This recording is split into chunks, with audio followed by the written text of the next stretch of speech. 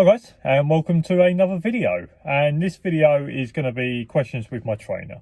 So I went to training last Friday, and I know that my trainer it helps me with sort of my videos, and he obviously lets me video my training sessions and that. So I thought when I get there, I'll ask him. This wasn't a given. I thought I would ask him if I could just ask him a couple of questions that maybe are quite generic. And in my Discord and someone else that I'm helping out, I said, look, is there anything specific you want me to ask my trainer? And they come up with a couple of questions. So coming up now is a couple of questions that I came up with, along with a couple of questions from my Discord and someone that I'm helping out. Terry, I have some questions for you that I'm hoping that you can give some answers to. Some are mine and some are from subscribers or some people in my Discord. So the first question I've got for you is, what is the biggest fault in handlers? So when they come to training, what are the biggest faults you see in handlers? Right, biggest fault, and it's one that I tend to scream at, is there is a parameter for teaching dogs. One is no, which is a negative command, and two is praise.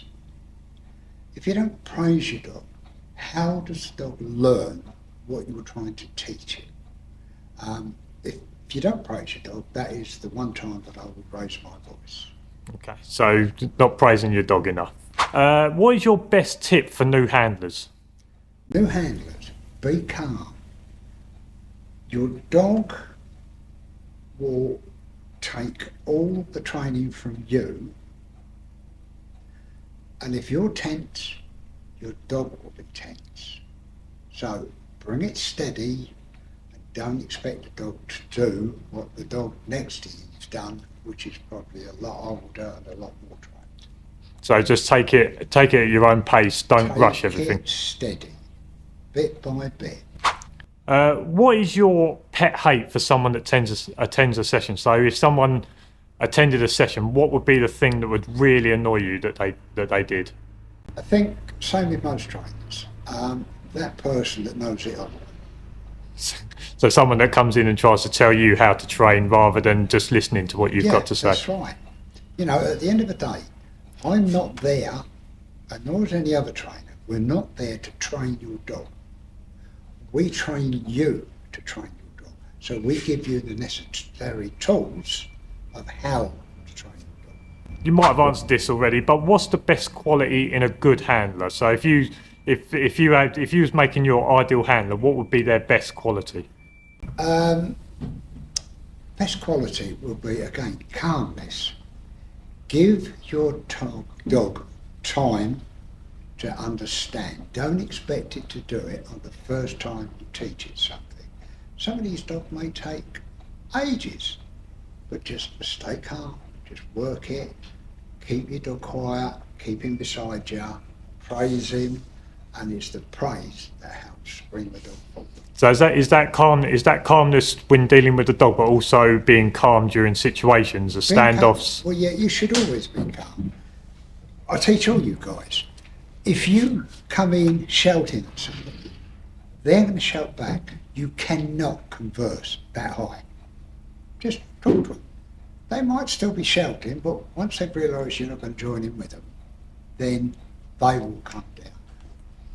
Cool. Right, these are a couple of questions from subscribers and that. The first question I've got is, why do trainers teach the dog to bite the opposite arm to the one that has the imminent threat to it? So when you're doing bite work, why do you have the sleeve on one and the weapon in the other? Right. Technically, very simple.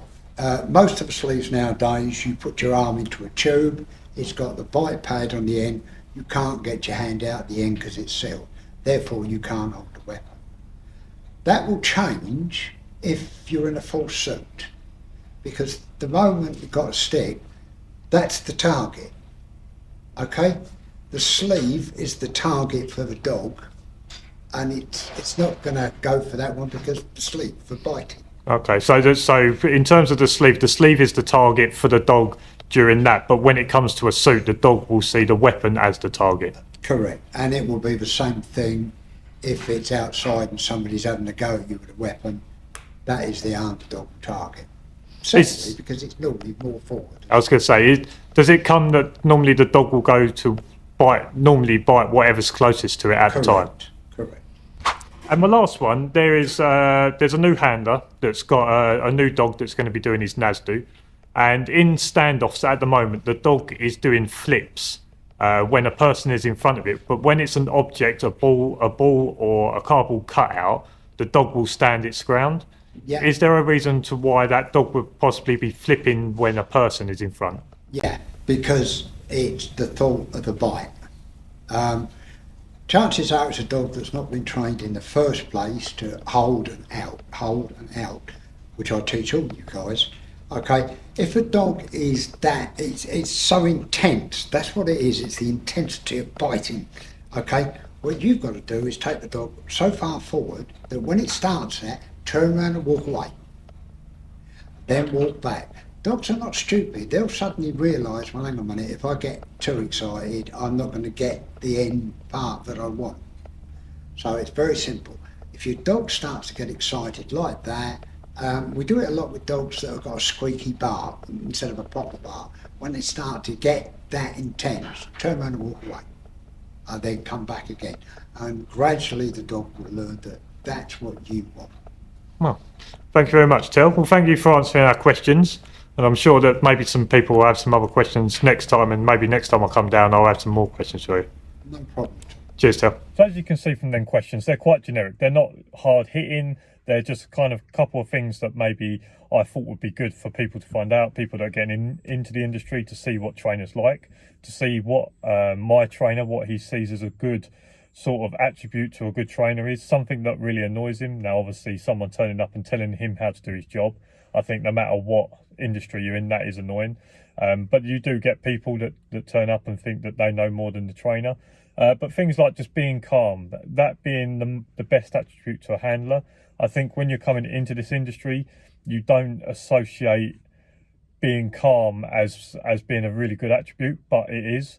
So I think there was just a couple of good ones. And then obviously the two end questions regarding why the trainer has the weapon in one hand, the sleeve in the other. I think that's a good thing for you to understand why it's like that. But then obviously explained as well is that it's all about becoming a target. And when someone's in a suit, or if it's sort of a real life situation, the dog will target what it feels is the weapon in that. So I think that was good. And then obviously the last one is obviously kind of like a trainer question, something that you would normally ask your trainer is, why is the dog doing this? And I think he gave a good representation of why the dog would be spinning or flipping when it's doing a standoff, because it's the intensity of the bite. The dog is getting overwhelmed with it. So I think he come up with a good way of getting around that, of turning the dog around, going back, and sort of not flattening the dog, but calming the dog back down and then coming back towards, and making sure that when you come back, if the dog gets too high again, then you turn around and come back, and making sure that the dog starts to understand that if it wants to get to the biting stage, or it wants to get the bite, that the dog has to be at a lower level than it has been. And like you said, dogs aren't stupid. They will soon learn very quickly. It may take a few, may take even 10 repetitions of doing that. But at some point, the dog will realise, hold on, when I get to this point, I get turned away. So let me just see what happens if I come at this a little bit lower. And then you give then the dog has the bite when it's at a lower thing. And therefore the dog then starts to think, oh, hold on, I get what I want, which is the bite at this level. If I get up to this level, I don't get it. So therefore I need to, when this happens again, I need to come in at this level, and that's where I'll get my reward. So if you've got any questions, I said at the end of that my next training session, if some people have got some other questions, I'll put them to my trainer. He's quite happy to sit down and try and explain, and obviously help me with my channel in terms of making sure that the right information's out there. He's quite open to me doing it, but he wants to make sure the right information's out there. He watches my videos, and he's always said that he would always call me out if he felt like I was doing something wrong. But so he is open to doing these sort of Q&As, and me doing it on a video and then posting it out. So if you do have a question for my trainer, put it down in the comment section below, and then next time I go to training, if there's lots of questions, I'll pick a few out, or at least I'll be able to do a few different episodes asking him different questions. So if you've got any questions, make sure you put them in the comment section below. If you like this video, make sure you give it a thumbs up, subscribe down below for loads more videos. And as for now, I'll see you again next week. Cheers for watching. See you later. Bye.